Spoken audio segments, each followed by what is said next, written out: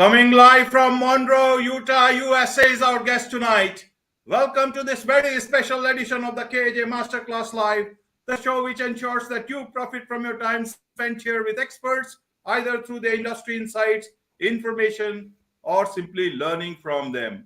And today we have Megan Bliss, women's health specialist, integrative medicine practitioner, and board certified family nurse practitioner.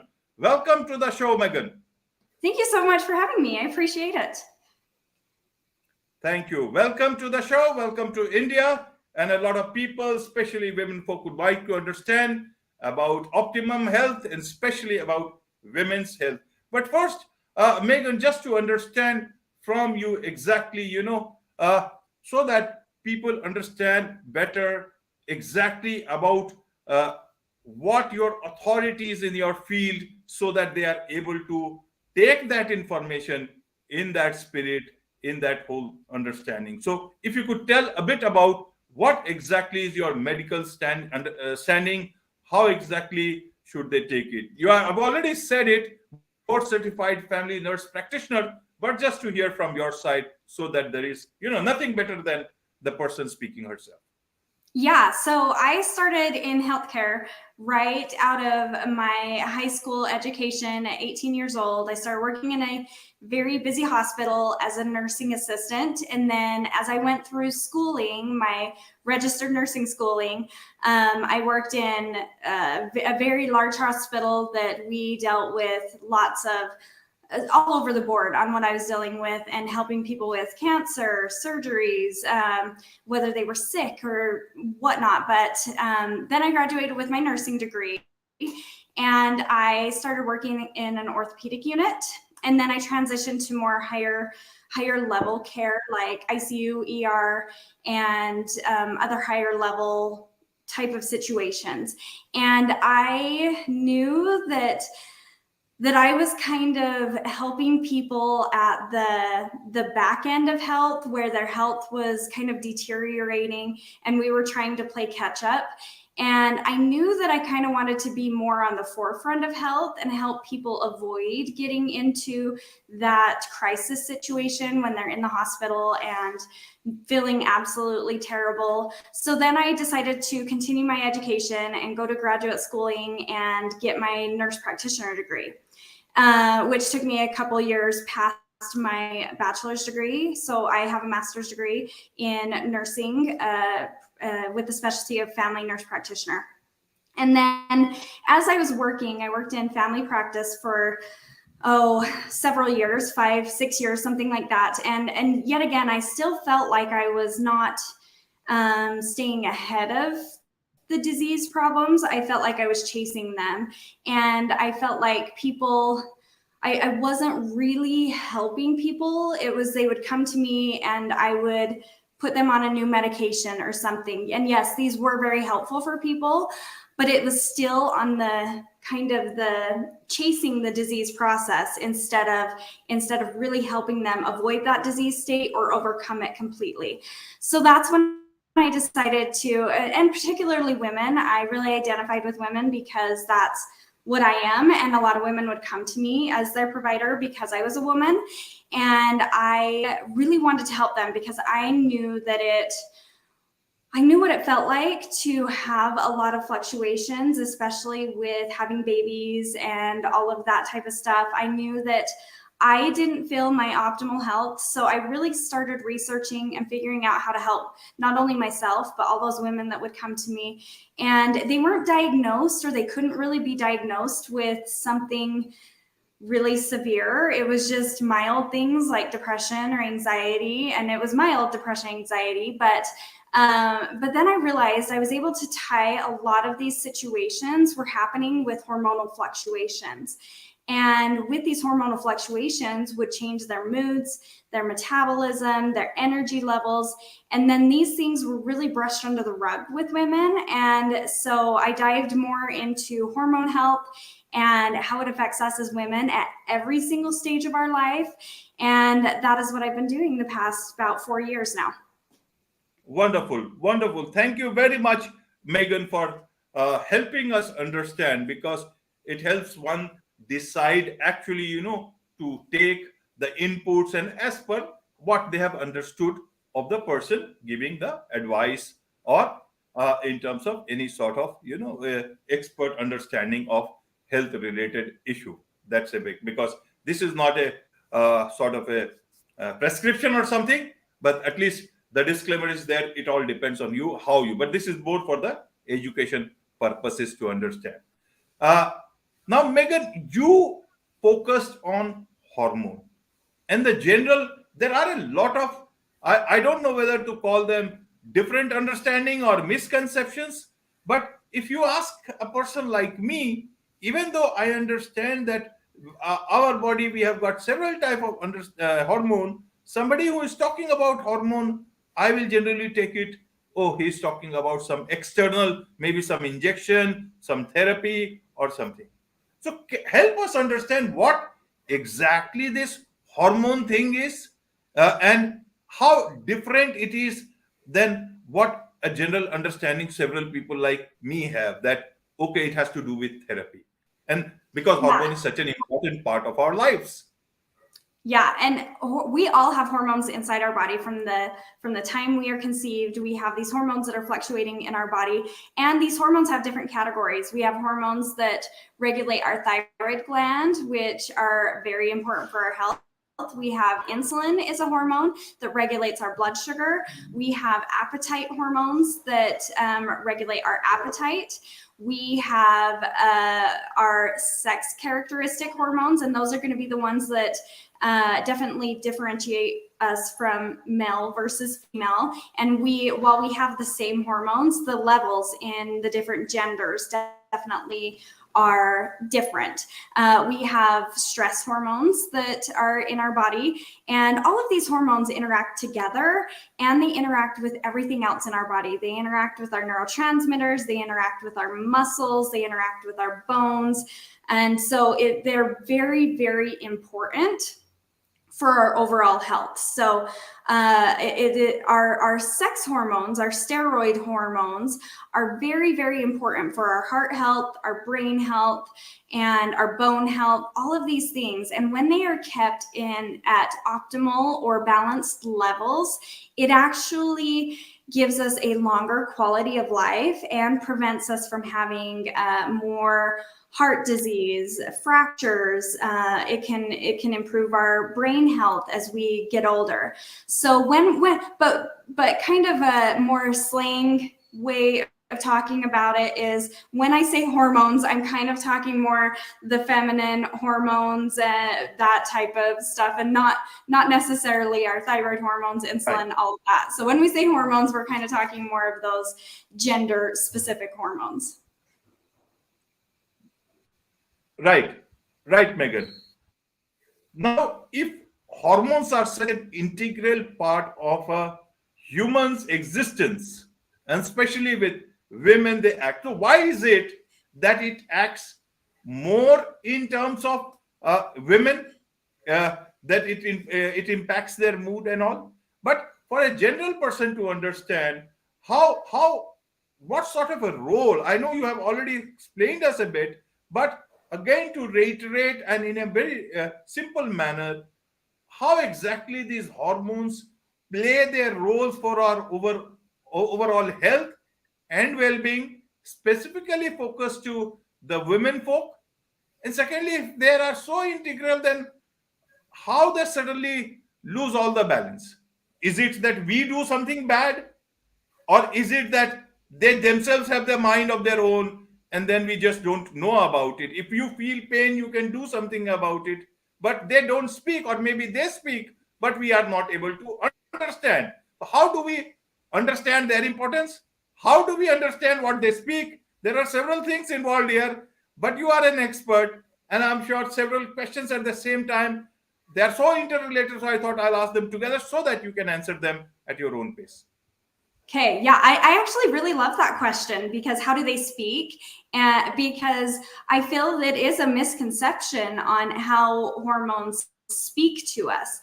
Women in particular definitely experience more fluctuations due to having a menstrual cycle that fluctuates every single month. And then when we have pregnancies, that definitely affects that fluctuation of things. And then as we get closer to the perimenopausal, which is before menopause, and then menopause, we definitely experience a bigger shift in the fluctuations. However, men also experience some fluctuations too. But what things, what can cause an imbalance in us without just these natural transitions? We can have our food affects us. So when we're eating highly processed foods, that really wreaks havoc on our hormones, because our gut health, and our hormone health are very, very intertwined. When we are not able to properly absorb the right nutrients that we need, or not getting enough of the right nutrients, our hormones aren't able to be produced, transported, connected at the receptor sites. So the food we eat is very, very important, and making sure we're limiting our processed foods. Definitely over here in America, there's what's called the standard American diet that is not very healthy and not very good for you. So, but that can make a big impact. Also, in today's world, we are exposed to a lot more chemicals than we used to be. And these chemicals, some are known to be endocrine disruptors. And endocrine disruptors are things that disrupt the hormone regulation in our body. And when we are exposing ourselves to 20 to 30 of these endocrine disruptors a day, and these can come in our lotions, our shampoos, our fragrances, our cleaning products, our laundry detergent, all of that can really make an impact on our hormones.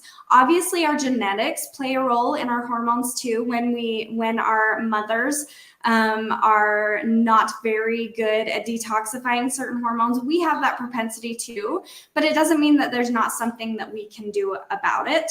But then also our movement, our physical activity, when we are either sedentary and we're not getting enough physical activity, or maybe we're exercising too much, that can disrupt our hormone balance as well. So women definitely have, with those fluctuations with pregnancies, menstrual cycles, stress, all of that, we are exposed to opportunities for hormone disruption a lot more frequently than men are. And like you said, that whole, how do they communicate with us? There are a lot of symptoms that we tend to brush under the rug when it comes to our hormone health. It's very, sorry to interrupt, Megan, but it's very important for especially men to understand this, because when men go through, and this happens, this is very natural. It's the way God has made the men and women, and especially women. So men have to understand it better, so that they are not only prepared for it, they play a very constructive role to be by the side of the women they care for, they love a lot. Yeah, and I think a lot of women get the almost mislabeled as being crazy women, and really could be just that our hormones are a little bit wacky. So some of these things are obviously mood changes, some anxiety, some depression, some more irritability. We're not as patient with our loved ones as we used to be, or something like that. So a lot of these things can be more mood related, but then our energy levels are very, very telling of our hormonal state. When we're feeling super tired or run down, it's easy to get overwhelmed with life. And that can be a sign that our hormones are off.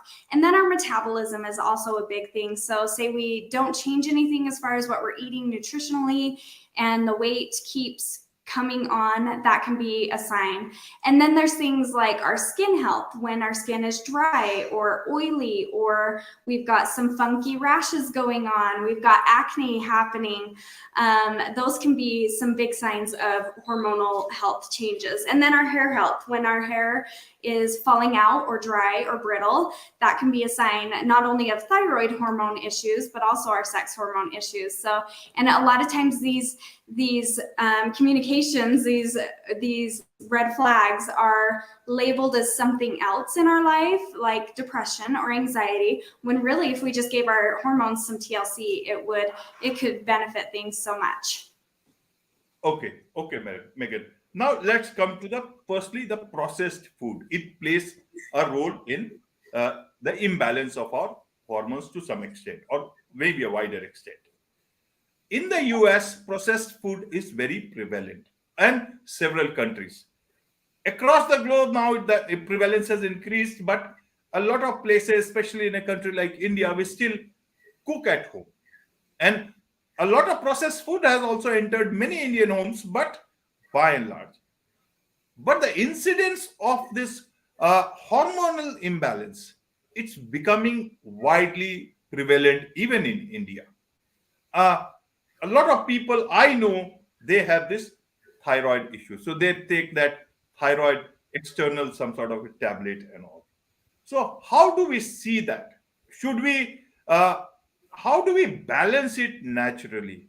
How can somebody not have to take this thyroid external supplements, you can say, or whatever way we can say the thyroid tablets or medicine or whatever it is? How can we? Do we if we stop using processed food, is that enough, or is there something else that people should take care of in terms of our thyroid health or any sort of a hormonal external requirement? How do we look at? Yeah, and there are basics that we can definitely do. I do like to make sure we're identifying what the actual cause is. So a lot of times it is a nutrient deficiency, like with thyroid. Sometimes it could be an iodine deficiency, anemia, not enough iron. That can be a big thing. But then also not enough protein to make those hormones, because protein is a very important source for any hormonal production.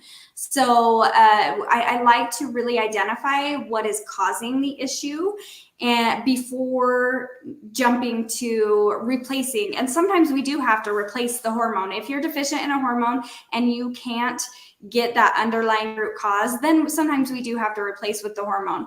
But if you're able to actually get in there and identify what the nutrient deficiency is, you can actually fix things without having to do the replacement and then just implement it into your life. So a lot of times it is doing some dietary changes, making sure you're getting enough of the key nutrients that are necessary for hormone production, transportation, the cellular sensitivity, and then the destruction of the hormones, the detoxification processes. And then making sure that we're moving regularly, that we are strong and healthy, that we've got good muscles, because muscles are very important for our hormone balance too.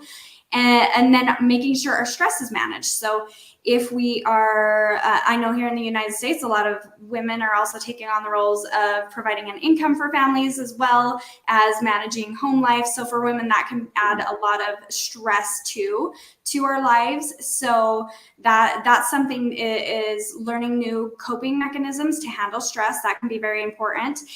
Sleep is one of the most important things. So if you're not getting good restorative sleep at night and having a consistent circadian rhythm, a sleep-wake rhythm, that can affect our hormone balance as well. So making sure that we've got these core situations happening: regular movement, good nutrient-dense diet, making sure we are sleeping good, managing our stress well, but then also having good quality relationships. And that can be our friendships, our family, our community relationships. Relationships are also very important for our hormone health. So these 5 kind of foundational things are very important for women's hormones. Right. Now, in terms of endocrine disruptors and nutrition, you talked of nutrition. What is it? Because everybody eats. Is there something specific you must take care of? Is it about vitamins? Is it about any particular uh, thing that in our body that needs to be eaten so that our body gets that? How do we know? Because generally a person keeps on eating. Is something special that is that is lacking, and then it leads to hormonal deficiency. Especially, how does it work? And Yeah. and maybe if you can take endocrinal disruptors. What are these, and how can one take care of things in a natural way? Yeah, so in endocrine disruptors, they are like there's BPAs, which come in plastics. So plastics are a high Okay. source of endocrine disruptors. So when we heat up our food in a plastic source, or we're exposing ourselves to a lot of plastic particles, that can be a big endocrine disruptor. Fragrances, a lot of fragrances can have a lot of these endocrine disruptors in them. So I prefer to stick to more natural fragrances. Essential oils can be a great option. Boiling citrus on a stove can be a great option. Those are some things to do differently. And then a lot of personal care products are a big thing. And especially over here in the US, menstrual products like pads and tampons, they actually have a lot of endocrine disruptors in them. PFAS that are not good, PFAs that are not good. And these are all just chemicals that interact with our hormones, or they mimic other hormones in our body, and it can make our menstrual cycles a lot more heavy and just very unmanageable. So those are the endocrine disruptors. And then when it comes to nutritionally, what do we need? It's really balanced, and I'm a firm believer that there's not a diet out there that works for everybody. We have to really learn what our own personal nutrient necessities are, but the foundation is going to be, we've got to get adequate amounts of protein in our diet, because protein builds neurotransmitters, it builds hormones, it builds muscle, it builds all those things that keep us strong and healthy. So adequate amounts of good protein. Then we also need our good fibrous nutrients, like vegetables are very, very important in our diet to keep the gut health good and keep us able to absorb nutrients. And then it's got key vitamins too, like our B vitamins, vitamin A, vitamin K, that type of stuff is very important. And then we also do need carbohydrates. I know it's very trendy to be like carb free or no carbs, but we need carbohydrates for energy and to be able to actually feed the good bacteria in our gut. But we definitely have to be picky with the types of carbohydrates that we consume and not choose ones that are highly processed and going to clog things up. And then there's healthy fats. We need those healthy fats in order to, again, produce hormones and be able to get the communication going there. So our good healthy fats are very, very important, and avoiding keeping a good ratio between our omega-6s and our omega-3s is very important, so that we've got a balance there with those healthy fats. Right, right. Now, two things here in terms of endocrinal disruptors, in terms of plastics, in terms of fragrances. Now, a boyfriend or a husband or a partner, it's very difficult to tell his opposite equal that please you don't use it, it's not good for health, because it may be taken otherwise. But as a certified, board certified family nurse practitioner, if you tell them what are the alternatives, what can people or especially women use and not use things which can not be so good for health? Yeah, so there are certain companies that are very passionate about not having endocrine disruptors in their products. So you can buy fragrances and candles and stuff like that don't have these endocrine disruptors in them. But usually when it comes to my husband, he knows that I like to have houseplants, like some houseplants that I've got, and those are I will show it in a bigger window so that people Yep. can see. Yep. Yes, it's very well seen now. Yes. Yeah. So I prefer to get stuff like that don't interrupt my hormones. And I feel like my husband knows now that buying perfume isn't the best strategy to win me over in the gift giving department. So yeah, I think it's just a communication between our loved ones. Right, right. So, what plants they can take care of this thing, So or is it good for the mood? houseplants are actually very, very, very helpful for our health. They help to detoxify our air within our homes. And so having houseplants can be a very good thing for asthma, allergies, for our hormones, all of that. Wonderful, wonderful. And now, coming to the hormone therapy. A lot of people think it is something, something alien that somebody wants you to inject with or use. And many people are afraid, they're not comfortable with it. When is it that it becomes necessary? Till then, what are the other things that people can do not to use anything either in the form of a tablet or in terms of an injection or anything else? How do Yeah, we?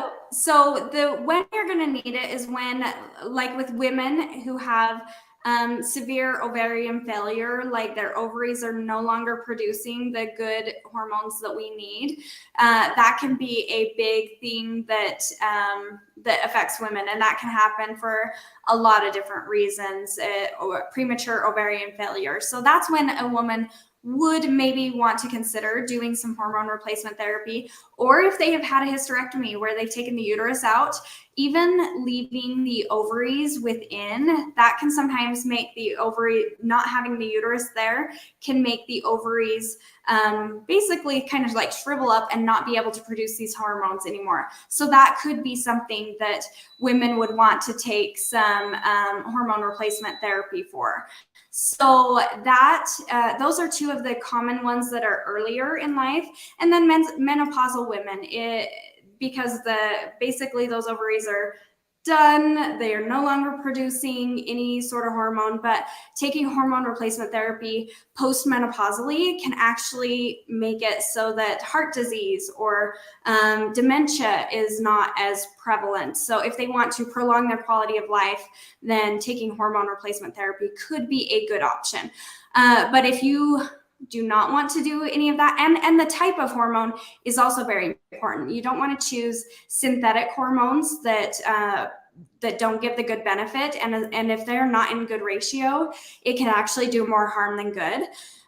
So I prefer to use either bioidentical, which means molecularly identical to what our body should be producing, or a natural hormone. And there are some natural hormones that are found in plant-based products, like there are some phytoestrogens that are plant-based estrogens, or yam can actually produce progesterone. So there are natural ways to do it, but then just going back to those foundational 5 habits, the sleep, stress, the movement, nutrition, relationships is very important. Wonderful, wonderful.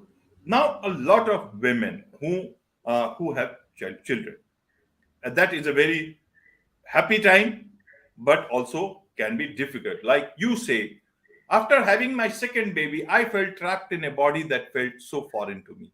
I was under a lot of stress, gaining weight, exhausted, and frankly, just overwhelmed with life. Uh, it is part of that process, or is it some with some women it is more, some with less? How do but it can happen. So, how do women tackle this feeling? How Yeah. did you tackle it? How do you move out of this sort of a feeling and being the person you are? You should, that's a happy moment. These are happy times. One should enjoy it with the family. How does one get to that rather than feeling this sort? Yeah, I think it definitely depends on how your hormonal health is before pregnancy. I think that plays a big role in things, because you are going to experience some big hormonal fluctuations. During pregnancy, a lot of hormones raise, and then after pregnancy, they go woo, and they can really plummet. And to some women, this big shift can cause a lot of feelings of anxiety or depression or exhaustion, all of those things. So making sure your hormone health is very good prior to pregnancy can be very, very beneficial. But then also just recognizing that these shifts can be hormonally related and there are things to do about it before pregnancy, after pregnancy, during the menopausal years or the premenopausal years. This can be very, very helpful just to know, and for the men in our lives to recognize that this could be a hormonal fluctuation and to get help with it.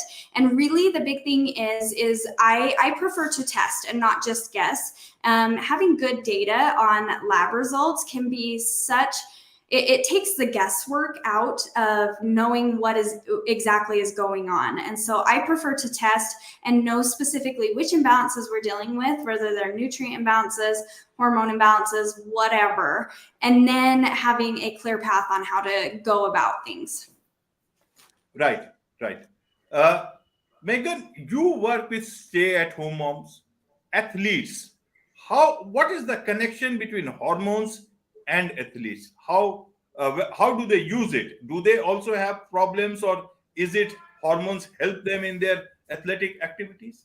Yeah, it can definitely up level when they have unknown hormonal imbalances. It can make it so that the nutrition focuses, or the if they're trying to build muscle or whatever, it's just not meeting the same level that others are experiencing. So I've worked with bodybuilders who are trying to put on a lot of muscle and they are not able to, and there's actually can be some hormone balances in there, or maybe they're on birth control, a synthetic birth control that's inhibiting their natural hormone production. That can be a big kind of inhibitor of their of their being able to meet their maximum potential. And then energy levels too. When they don't have full capacity of energy, they're not able to really reach their peak performance. But then also athletes, when they overtrain, they can suppress their natural hormone production. So it can make their periods go absent in women, and so that it can affect their fertility. It can affect a lot of things. Right, right, Megan. Uh, in your case, when you dealt with when you had your second baby, you talk about that you had to have more drugs and more symptoms of that sort, and then the final thing was you started developing your own protocols, and you say I ran specialized testing and found various root causes of the symptoms I was experiencing. Now, is it that this whole symptom thing will be different for everybody else, or is it almost the same? What is the way? Is there some special protocol that you found out people can use it, especially women, so that they can use it in their own life? Yeah, so what I've worked with women is we first identify which specific hormone imbalances that they are dealing with, and it can be from any of those symptoms that I previously discussed: anxiety, depression, energy levels, their metabolism, or their periods are struggling. So any of these things can kind of be the red flags to start looking into hormones. And then we go through some testing and we figure out which hormone imbalances are causing some of these symptoms.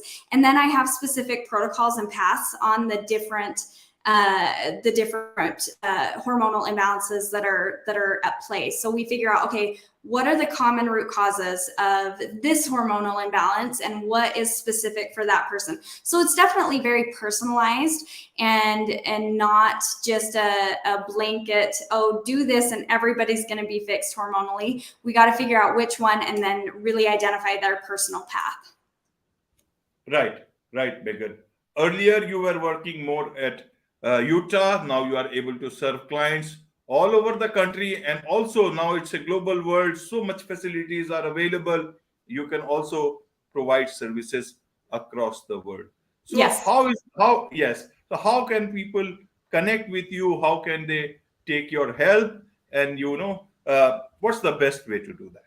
Yeah, I'm on most of the social media platforms, Instagram, Twitter, TikTok, let's see what, LinkedIn, just starting to ramp up my YouTube channel. So there's not much there, but it's going to be happening. So any of those, and my handle is Megan Bliss NP at all of those.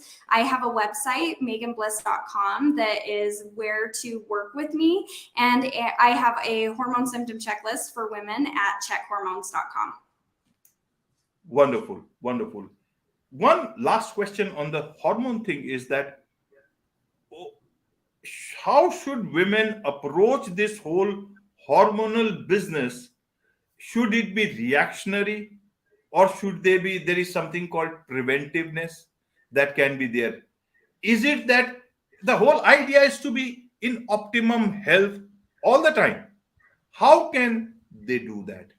What I is think it that they can do? People talk of preventive health. People know about it, but all the time it's not possible. Can preventive health prevent you from hormonal imbalance, or is there another way at looking at things without too much of expense, but you can still live with optimum health just by keeping a track of the hormone that is working in different ways? Yeah, you could start with just those foundational 5 and making sure that you have a very good balanced diet, you're moving, you're sleeping adequately, you've got stress management skills, and you're nurturing quality relationships. You can do that, and that costs nothing other than the food you consume. You can do these without any cost out there. But I do feel like it can be very, very important for a woman every 5 years to know exactly what's going on with her hormones. It's a good preventative thing, and I feel like it is very much worth the investment to know where your hormones are and have a good strategy on how to optimize them, and not just be reactive in that, waiting for symptoms to creep up. You could also observe your family, the women in your life, and see how they are hormonally and see if they have any issues. And I think it's very important for women to communicate with each other so that we know things to expect, and then we can get ahead of the game and not have so many health disparities creep up later in life. So I think it can be very important to have a good check on your hormones at least every 5 years, if everything is beautiful, but otherwise keeping a good eye on them regularly can be very important. Wonderful, wonderful.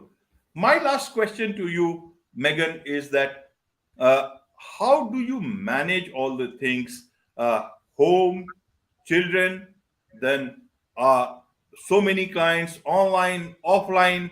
How is it? And you have already achieved quite a bit on this. Now you can serve across the globe. What is it that you are looking for? What is your next, what's your goal now in your life?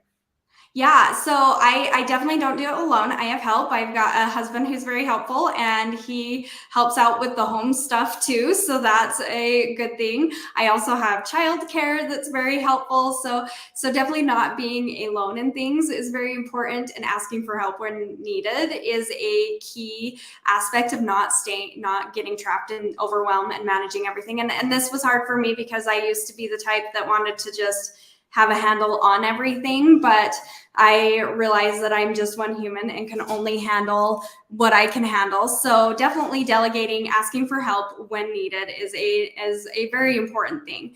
And I think our next goal is to be able to have our own supplement line. So then we can be able to just have my own protocols supplement wise to be able to help people who aren't able to nutritionally get the things that they're needing, so that we can have very personalized supplement regimens. So that's kind of our next go that we're going to be focusing on. Wonderful, wonderful. I think that advice, to handle as much as you can handle, that's a very important one, very useful one. Otherwise, what happens is that you go off your handle, and Yep. that can be a very difficult day in one's life, or for the family. Wonderful Yes. talking about all the information that you shared. With this, it's a wrap on this very special edition of the KJ Masterclass Live. Thank you so much, Megan, for joining us. Thank you so much for having me. I appreciate it.